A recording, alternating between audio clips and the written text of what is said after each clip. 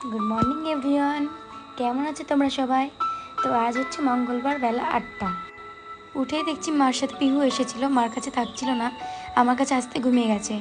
তো পিহু যাওয়ার পর আমি একটু বিছানাটা গুছিয়ে নিলাম।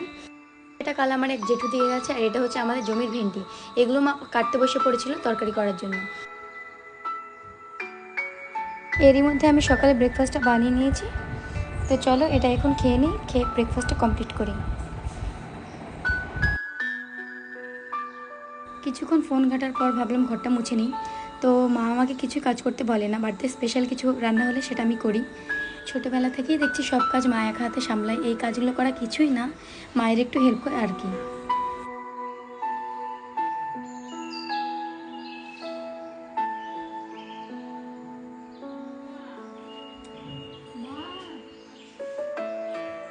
তো মাকে এখন জিজ্ঞেস করছিলাম যে কী রান্না হবে, মা একটু নার্ভাস হয়ে গেছিলো ক্যামেরা দেখে।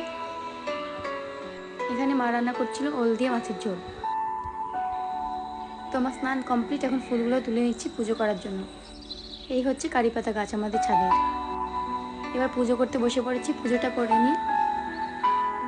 ফুল দিয়ে সাজানোর জন্য জায়গাটা কত সুন্দর লাগছে। স্নান করে চুল আঁচড়ানো হয়নি, তো আঁচড়ে নিলাম আর কিছু একটা মেখে নিলাম। তো আজকে দুপুরে লাঞ্চটা হচ্ছে একদম সিম্পল, গরম ভাত, লেবু, মাছের ঝোল আর এই। তোমরা এটা কে কে খেয়েছো বা কার কার খেতে ভালো